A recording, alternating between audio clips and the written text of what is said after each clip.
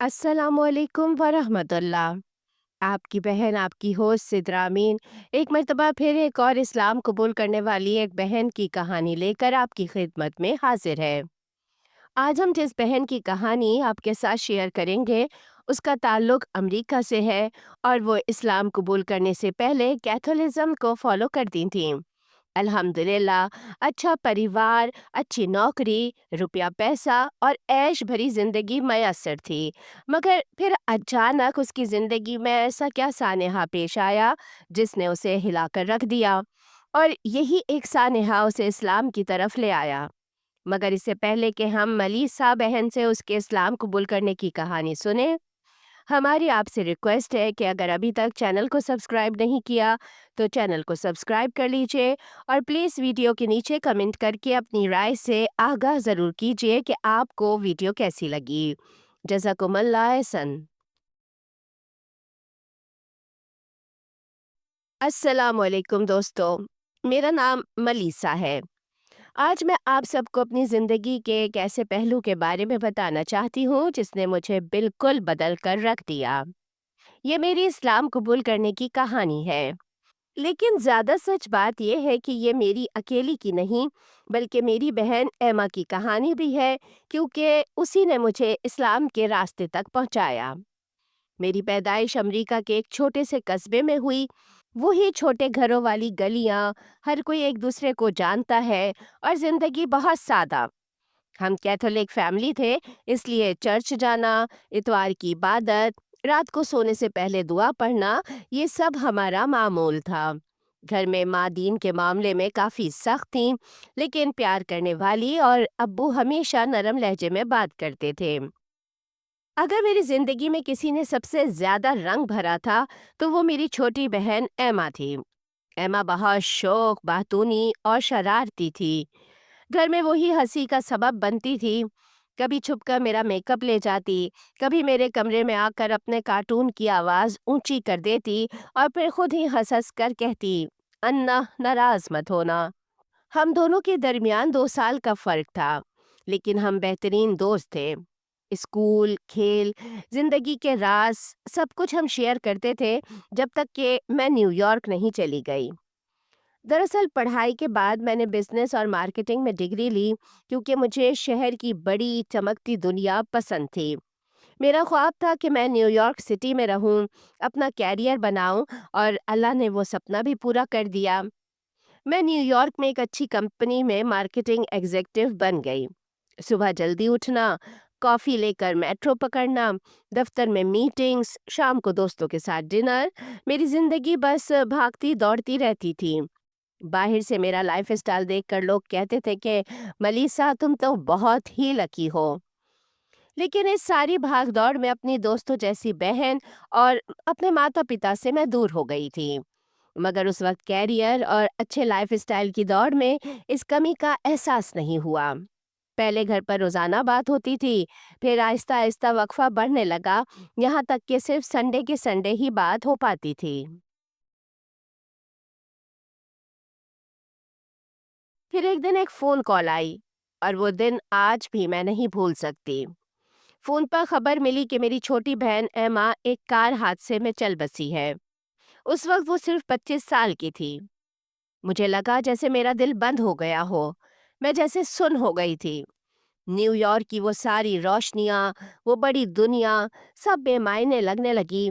मैं फ़ौरन घर गई और हम सब जैसे टूट चुके थे। एमा के जाने के बाद मैं कई दिन तक खुद को संभाल नहीं पाई थी। रातों को सोते से जाग जाती, बस रोती रहती। मैं अक्सर एमा के कमरे में जाकर उसकी चीज़ों को हाथ लगाती, उसके कपड़ों की खुशबू से उसे महसूस करने की कोशिश करती। दरअसल मैं एमा की चीज़ों में उसका वजूद ढूंढने की कोशिश करती थी। इसी दौरान मुझे एमा की डायरी मिली। शुरू में मैंने डायरी को बस ऐसे ही हाथ में लिया, लेकिन जब मैंने पढ़ना शुरू किया तो मैं हैरान रह गई। उसमें इस्लाम, अल्लाह, सब्र, शुक्र और अंदरूनी सुकून के बारे में उसके नोट्स लिखे हुए थे। उसने अपनी उलझनें भी लिखी थीं, और वो सुकून भी जो उसे कुरान से मिल रहा था। डायरी के आखिर में उसने लिखा था, मैंने इस्लाम कबूल कर लिया है, लेकिन अभी घर वालों को नहीं बताया। شاید وقت کے ساتھ بتاؤں گی، مجھے ایسا لگتا ہے کہ اللہ مجھے تھامے ہوئے ہے۔ میری سانسیں رک گئیں، مجھے یقین ہی نہیں آیا۔ بعد میں اس کی ایک قریبی دوست نے بتایا کہ ایما پچھلے کچھ مہینوں سے بہت بدل گئی تھی۔ وہ زیادہ پرسکون، زیادہ شکر گزار اور عجیب مطمئن سی لگتی تھی۔ وہ نماز، قرآن اور اللہ کے بارے میں بات کرتی تھی، لیکن بہت نرمی سے، کسی پر زور ڈالے بغیر۔ اس کے بعد میں نے بھی اسلام کے بارے میں پڑھنا شروع کیا۔ پہلے تو بس تجسس تھا کہ آخر وہ کس چیز سے سکون لیتی تھی۔ پھر آہستہ آہستہ میں خود بھی اسلام میں دلچسپی لینے لگی۔ میں نے یوٹیوب پر لیکچر سنے، کچھ کتابیں پڑھیں، اور مجھے حیرت ہوئی کہ اسلام کتنی خوبصورتی سے زندگی، صبر، امید اور موت کے بارے میں ہمیں بتاتا ہے۔ ایک آیت تھی جس نے مجھے اندر تک ہلا کر رکھ دیا: جو اللہ پر بھروسہ کرے، اللہ اس کے لیے کافی ہے۔ پہلی بار مجھے لگا جیسے یہ الفاظ مجھے جواب دے رہے ہیں۔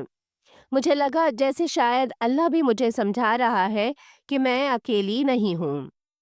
پھر میں نے ایک قریبی مسجد جانا شروع کیا۔ میں نے مقامی مسلمان کمیونٹی سے رابطہ کیا، کچھ بہنوں سے بات کی۔ مسجد میں بہت ہی شفیق اور مہربان بہنوں سے ملی، اور وہاں جو سکون ملا وہ میں نے کہیں اور نہیں پایا تھا۔ ایک لڑکی بالکل ایما کی عمر کی تھی۔ اس کا سکون، اس کا لائف اسٹائل دیکھتی تو تصور کرتی کہ ایما بھی اسلام قبول کر کے ایسی ہی پرسکون ہو گئی ہوگی۔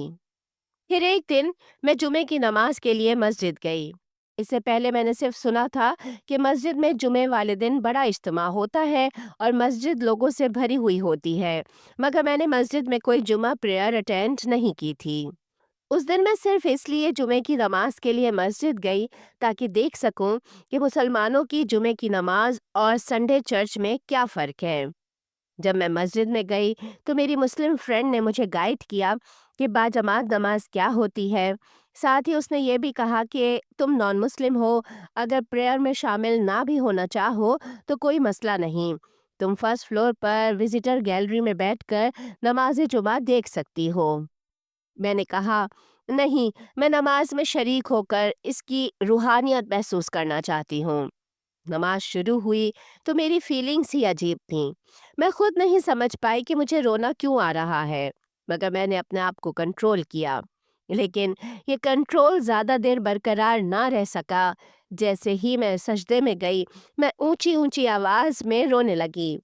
نماز ختم ہوتے ہی میں نے کہا، میں نے فیصلہ کر لیا ہے، میں نے ابھی اسلام قبول کرنا ہے۔ اور اسی دن کلمہ شہادت پڑھ کر میں نے اسلام قبول کر لیا۔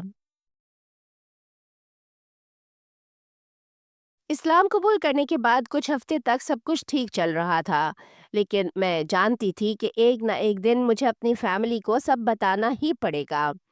اور سب سے مشکل بات یہ تھی کہ میں انہیں یہ بھی بتاؤں کہ ایما نے مجھ سے پہلے اسلام قبول کر لیا تھا۔ ایک رات میں نے ہمت کر کے امی اور ابو کو کھانے کے بعد بیٹھنے کو کہا۔ امی پہلے ہی تھکی ہوئی لگ رہی تھیں۔ میں نے آہستہ سے کہا، ماما، مجھے آپ دونوں کو کچھ ضروری بتانا ہے۔ امی نے فوراً پوچھا، سب ٹھیک ہے نا؟ تمہیں کوئی مشکل تو نہیں؟ میں نے گہری سانس لی اور ان کو بتایا، ماما، میں نے اسلام قبول کر لیا ہے۔ امی چند سیکنڈ تک مجھے ایسے ہی دیکھتی رہیں جیسے وہ میری زبان ہی نہ سمجھ رہی ہوں۔ پھر آہستہ سے بولی، کیا اسلام؟ ملیسا، تم مذاق تو نہیں کر رہی؟ میں نے نفی میں سر ہلایا۔ ابو خاموش تھے، وہ بس مجھے دیکھ رہے تھے جیسے وہ میری آنکھوں میں سچ تلاش کر رہے ہوں۔ پھر میں نے اصل بات کی طرف اشارہ کیا، ماما، ایما نے بھی اپنی موت سے 6 مہینے پہلے اسلام قبول کر لیا تھا۔ یہ سنتے ہی امی کی حالت جیسے بدل گئی۔ انہوں نے فوراً کہا، نہیں، یہ ممکن نہیں، ایما ایسا نہیں کر سکتی تھی، وہ تو ہماری مذہبی بچی تھی، وہ تمہاری طرح نہیں تھی، وہ کیوں ایسا کرے گی؟ امی کی آواز بھرا گئی تھی۔ میں جانتی تھی کہ ان کے لیے یہ بہت بڑا جھٹکا تھا۔ میں نے نرمی سے کہا، ماما، میں نے اس کی ڈائری دیکھی ہے، اس نے سب لکھا ہے، وہ بہت پرسکون تھی، بہت خوش تھی، اسے اللہ سے بہت امید تھی۔ امی نے مجھ سے وہ ڈائری لے لی۔ اگلے 2 دن تک وہ مجھ سے بات نہیں کرتی تھیں۔ मैं जानती थी कि वो नाराज़ नहीं थीं, बल्कि अंदर से टूट चुकी थीं। एक बेटी चली गई थी और दूसरी अपनी शनाख्त बदल रही थी। ये उनके लिए दरअसल बहुत बड़ा सदमा था। धीरे-धीरे तब्दीली शुरू हुई। 2 दिन बाद अम्मी मेरे कमरे में आईं। उनकी आँखें सुर्ख़ थीं, शायद वो रोती रही थीं। अम्मी ने आहिस्ता से कहा, मैंने एम्मा की डायरी पढ़ ली है और एक बात समझ आई है कि वो वाक़ई पुरसुकून थी। मैंने उसके आखिरी महीनों में उसके चेहरे पर एक अजीब-सा नूर देखा था। तब मैंने समझा नहीं, लेकिन अब समझ आ रही है। फिर अम्मी ने पहली बार मुस्कुरा कर कहा, मुझे खुशी है कि तुम दोनों को सुकून मिला। मैं चाहे सब ना समझूं, पर मैं तुमसे नाराज़ नहीं हूँ। ये सुनकर मेरी आंखों में खुशी से आंसू आ गए। शायद उन्होंने अब्बू से भी बात की थी। अगले दिन अब्बू ने भी मुझे गले लगाया और कहा कि हम तुम्हारी हिमायत करते हैं, बस खुश रहना। वक्त के साथ घर का माहौल बदल गया। मैंने आहिस्ता-आहिस्ता नमाज, वुज़ू, कुरान की तिलावत ये सब कुछ घर पर शुरू कर दिया। शुरू में अम्मी दूर से देखती थीं। फिर एक दिन मैं नमाज पढ़ रही थी तो अम्मी खामोशी से मेरे साथ वाली कुर्सी पर बैठ गईं। नमाज के बाद उन्होंने पूछा, ये जो तुम पढ़ती हो, इसका मतलब भी समझ आता है? वो पहला लम्हा था जब अम्मी ने इस्लाम के बारे में दिल से सवाल किया।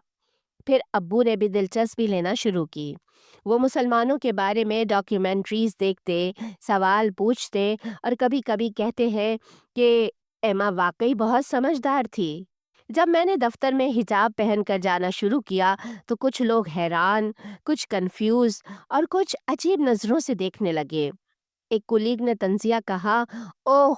तो तुम अब अरब बन गई हो।